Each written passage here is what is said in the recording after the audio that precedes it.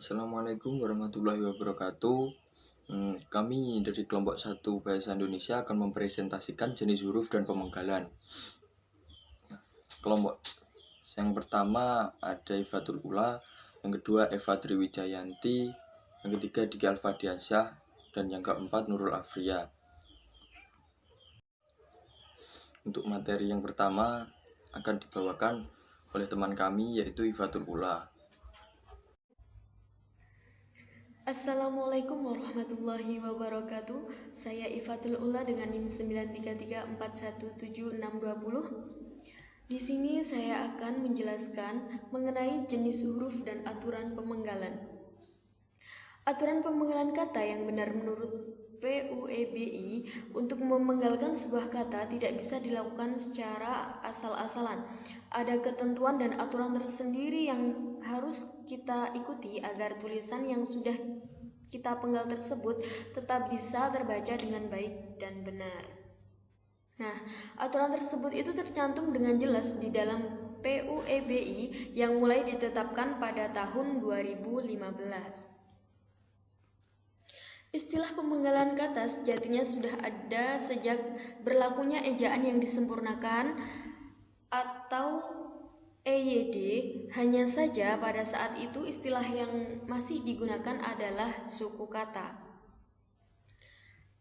Nah, apa sih suku kata itu? Suku kata merupakan pemenggalan kata berdasarkan pengucapan tulisan tersebut yang dibedakan atas suku kata terbuka dan suku kata tertutup. Perbedaannya, suku kata terbuka itu diakhiri huruf vokal, sementara suku kata tertutup itu diakhiri dengan huruf konsonan, seperti itu. Nah, sedangkan menurut Chandra 2004 disebutkan bahwa suku kata adalah suatu satuan ucapan terkecil yang dapat membentuk satu pengucapan kata. Huruf vokal dan huruf konsonan merupakan dua unsur utama dari suku kata.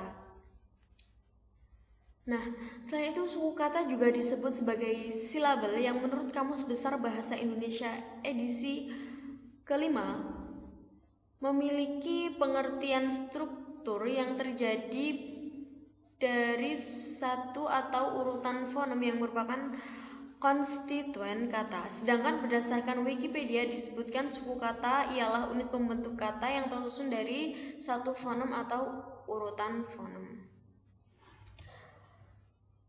Nah, selanjutnya cara melakukan pemenggalan suatu kata berdasarkan kata dasar, kata turunan, dan beberapa faktor lainnya. Nah, kata dasar yang pertama, jika ada huruf vokal berurutan di tengah kata, maka pemenggalannya itu dilakukan di antara kedua huruf vokal tersebut.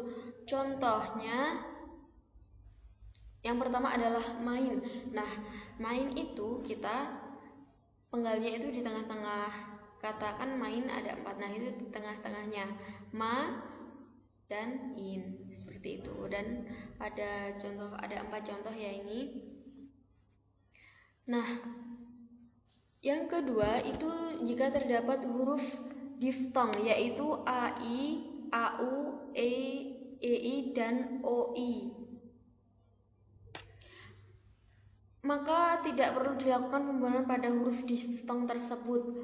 Nah, sebelumnya huruf diftong adalah dua vokal yang diucapkan sekaligus gabungan vokal disebut diftong apabila menghasilkan satu bunyi saja. Sebaliknya, jika sudah berada dalam suku kata yang berbeda, maka gabungan vokal tersebut tidak dapat disebut sebagai diftong. Misalnya, di sini contohnya adalah aula, ada pandai, survei, dan saudara. Bisa dilihat cara pemenggalannya ya. Selanjutnya, itu jika di tengah kata dasar terdapat huruf konsonan maupun gabungan huruf konsonan yang diapit dua huruf vokal, maka pemenggalannya dilakukan setelah huruf konsonan tersebut. Contohnya, bapak, kenyang, dengan, dan mutakhir. Oke, lanjut.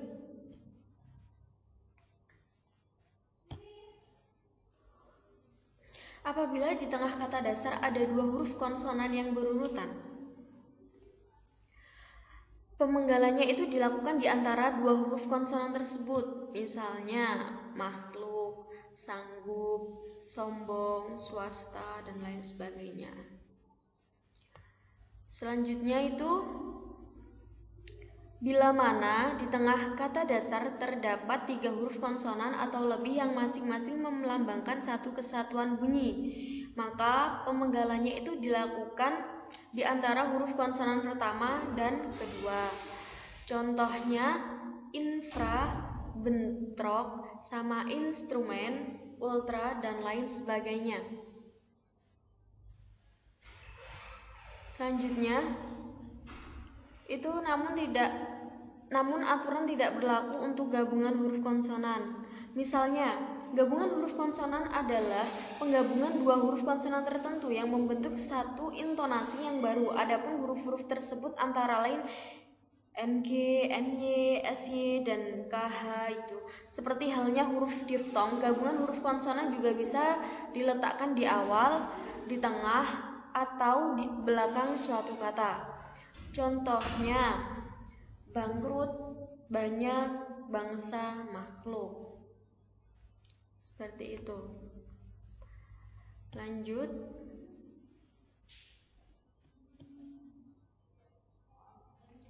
Selanjutnya itu ada kata turunan,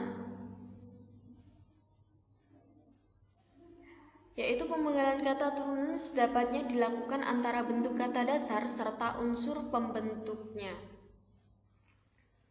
Misalnya, berjalan, membantu, terbawa. Nih, perbuatan atau perbuatan, kekuatan atau kekuatan. Di situ ada perbedaan yang perbuatan.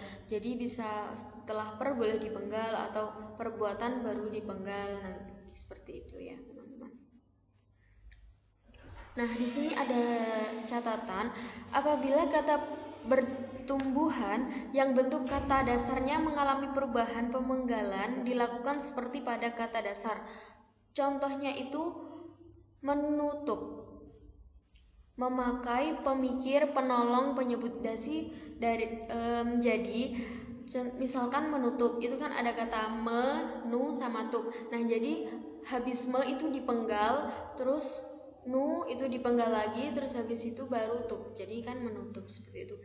Yang kedua, pada kata yang bersisipan, pemenggalan kata juga dilakukan seperti pada kata dasar. Misalnya gemuruh, gerigi, telunjuk, sinambung, gelembung.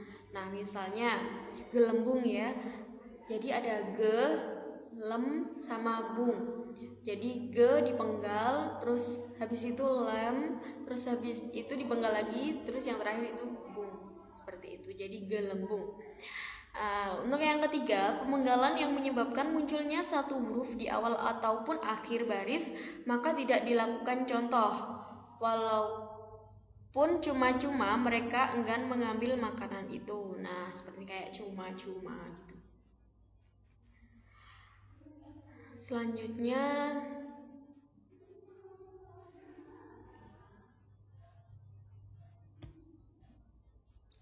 dua unsur kata.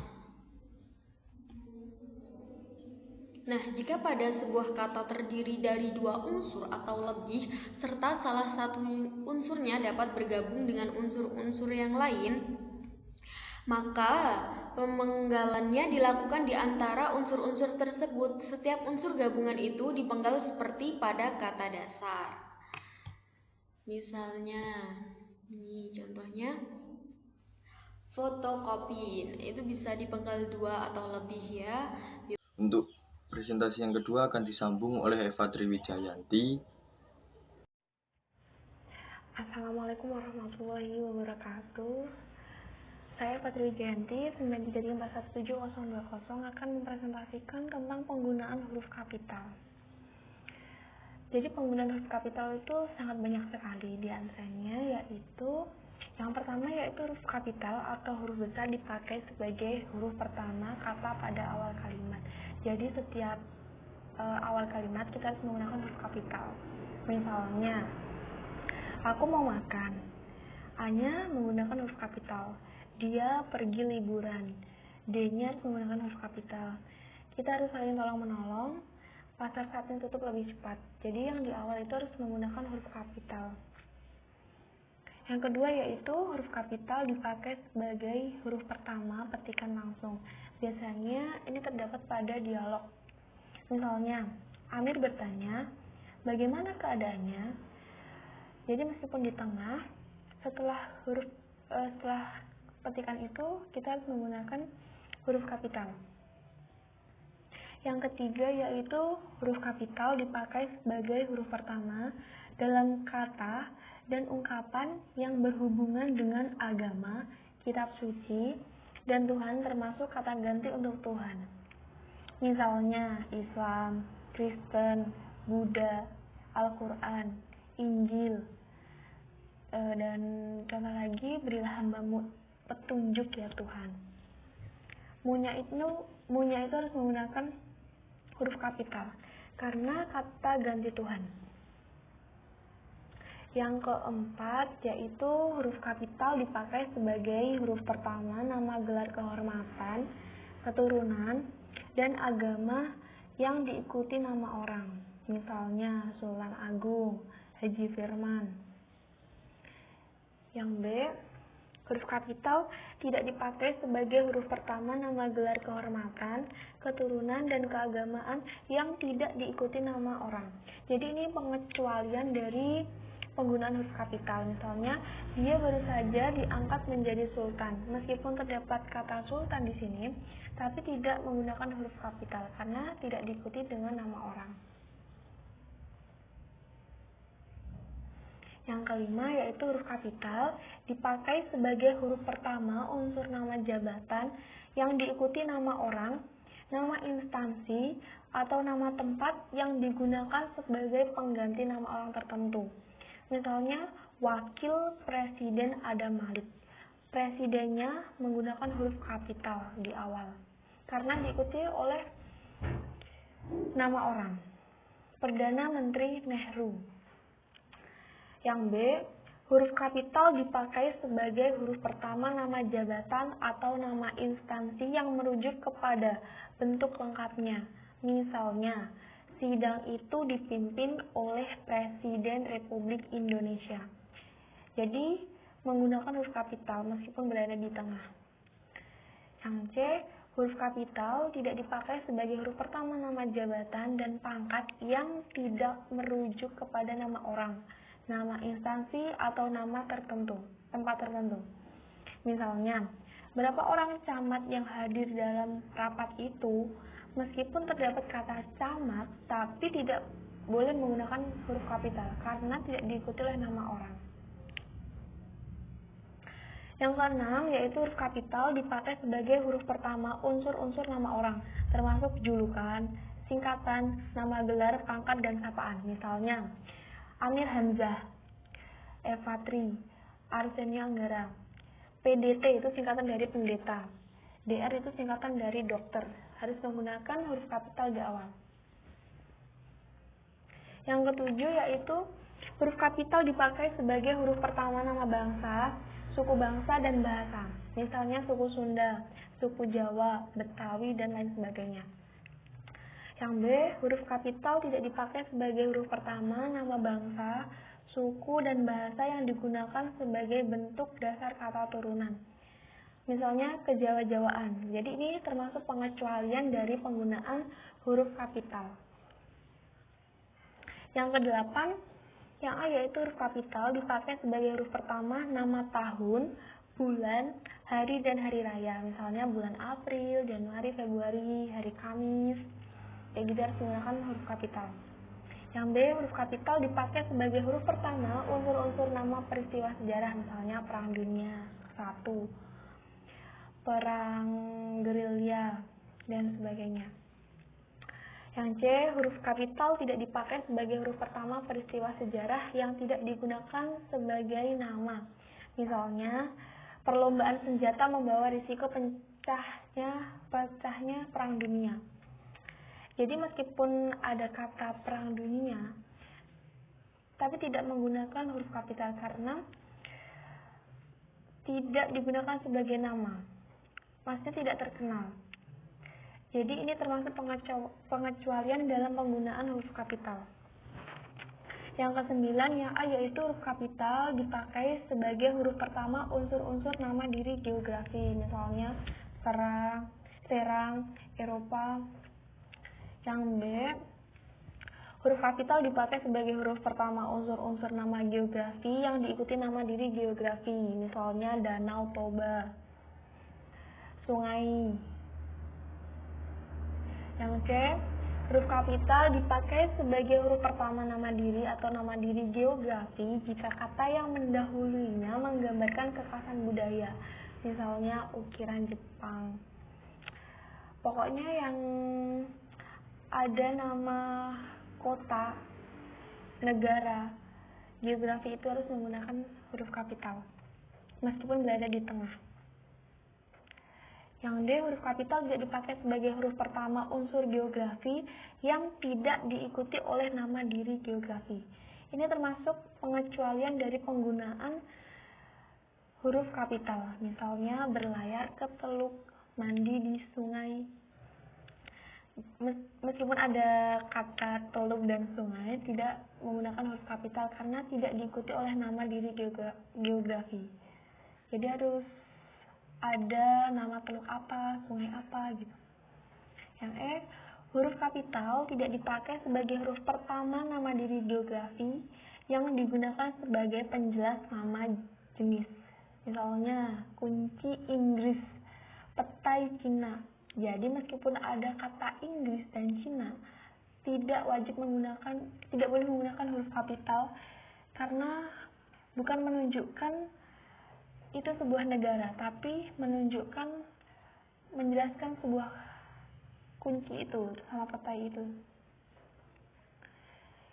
Yang ke-10 yaitu yang A, huruf kapital dipakai sebagai huruf pertama semua unsur nama resmi negara, lembaga resmi, lembaga ketatanegaraan, badan, dan nama dokumen resmi, kecuali kata tugas seperti dan, oleh, atau, dan untuk. Misalnya, Republik Indonesia harus menggunakan huruf kapital. Yang B, huruf kapital tidak dipakai sebagai huruf pertama kata yang bukan nama resmi negara, lembaga resmi, lembaga ketatanegaraan, badan, dan nama dokumen resmi. Misalnya, beberapa badan hukum. Jadi itu tidak menggunakan huruf kapital. Kerjasama antara pemerintah dan rakyat itu juga tidak menggunakan huruf kapital. Ini termasuk pengecualian dari penggunaan huruf kapital. Yang ke-11 yaitu huruf kapital dipakai sebagai huruf pertama setiap unsur bentuk ulang sempurna yang terdapat pada nama lembaga resmi, lembaga ketatanegaraan, badan, dokumen resmi, dan judul karangan. Misalnya, Perserikatan Bangsa-Bangsa itu harus menggunakan huruf kapital. Rancangan Undang-Undang Kepegawaian itu harus menggunakan huruf kapital. Nomor 12, huruf kapital dipakai sebagai huruf pertama semua kata, termasuk semua unsur kata ulang sempurna di dalam judul buku, majalah, surat kabar, dan makalah, kecuali kata tugas seperti di, ke, dari, dan, yang, dan untuk yang tidak terletak pada posisi awal. Misalnya, saya membeli buku berjudul Saudagar dan Penyamun. Jadi judulnya itu harus menggunakan huruf kapital, namun kata hubung di dan ki itu tidak menggunakan huruf kapital.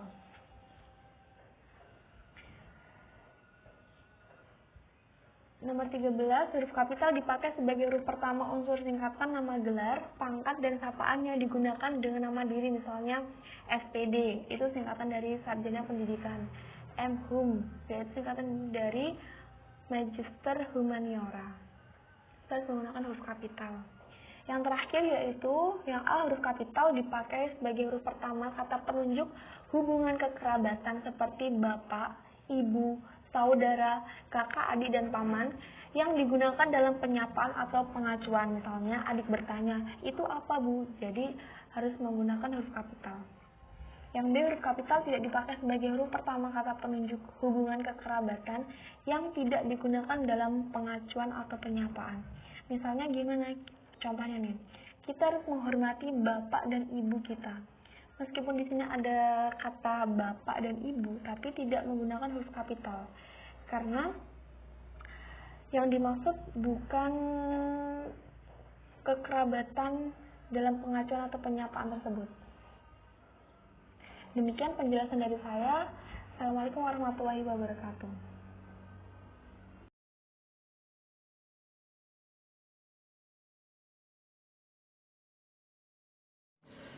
Assalamualaikum warahmatullahi wabarakatuh.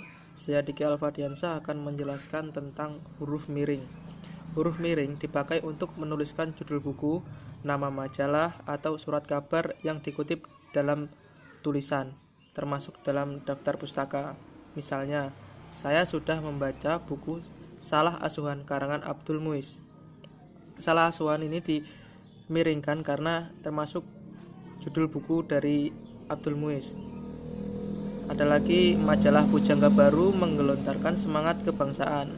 Pujangga Baru dimiringkan karena termasuk judul dari majalah.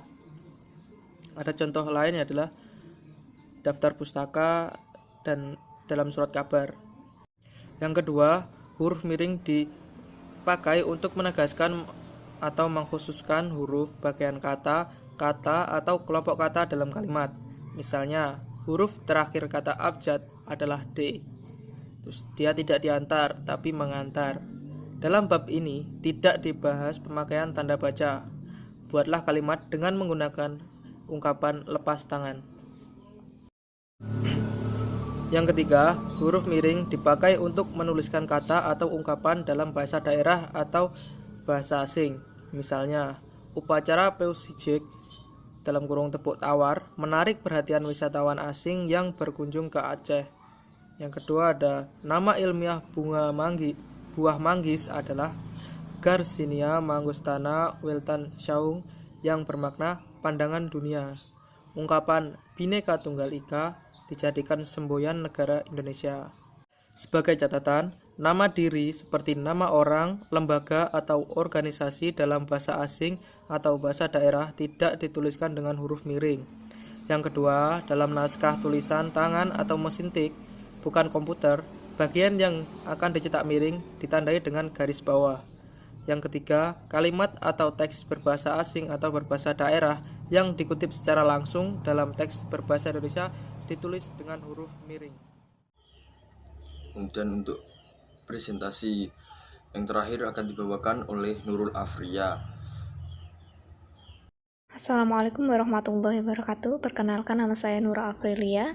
Saya di sini akan menjelaskan mengenai pemahaman partikel pun lah per. Partikel adalah salah satu jenis kata dalam tata bahasa formal bahasa Indonesia yang hanya memiliki makna yang gramatikal dan tidak memiliki makna leksikal. Artinya, makna dari kata lugas akan menjadi jelas apabila ketika dihubungkan dengan kata lain dalam sebuah kalimat. Contohnya partikel pun. Dalam partikel pun ditulis dengan bentuk serangkaian terikat dalam kata yang harus diingat sebagai berikut. Contohnya, adapun, bagaimanapun, biarpun, kendatipun, meskipun, sekalipun, walaupun. Catatan, dalam partikel pun ini memiliki arti yang diharuskan ditulis terpisah. Contoh sebagai berikut. Adapun, bagaimanapun. Setelah itu partikel pun ditulis terpisah dengan kata di depannya. Contohnya misalkan, ia pun mengalami nasib yang sama. Selanjutnya, masyarakat pun sudah tidak percaya lagi kepadanya. Ya, kita akan menjelaskan mengenai partikel lah. Dalam bahasa tulis, untuk kalimat pertama, banyak menemukan kasus penulisan lah yang terpisah. Seolah para penulis itu menganggap kata lah dalam dua kalimat yang memiliki fungsi yang sama dalam bahasa lisan. Memang hampir tidak terlihat bedanya. Akan tetapi, partikel lah ditulis serangkaian dengan kata yang mendahulunya dan tidak berlaku khusus untuk kedua partikel ini. Contoh, tutuplah pintu itu, buanglah sampah pada tempatnya. Dalam partikel lah ditulis serangkaian dengan kata yang mendahulunya. Contoh misal, simaklah, benarkanlah, adalah. Yang terakhir yaitu penjelasan mengenai partikel per. Dalam penulisan partikel per ini, penulisannya harus dipisah dari kalimat yang mengikutinya. Contohnya, pegawai negeri mengalami kenaikan gaji per 1 April. Dina mengikuti permainan bola voli dan mendapat juara. Mereka masuk bioskop satu persatu. Harga sebuah pensil senilai 2.500 per buah. Ini dalam penulisannya harus terpisah. Selanjutnya, partikel per ditulis serangkaian jika memiliki arti dibagi. Contoh, 2/3 roti itu untuk adikku. Masukkan 1/3 bagian ke dalam mangkuk. Ini dalam penulisannya harus digabung. Sekian dari saya, terima kasih. Baik teman-teman semua, presentasi dari kelompok 1 dari kelompok kami sudah selesai. Jika ada kurang lebihnya dalam presentasi, saya sendiri sebagai moderator dan teman-teman lainnya mengucapkan maafnya sebesar-besarnya. Wabillahi taufiq wal hidayah. Wassalamualaikum warahmatullahi wabarakatuh.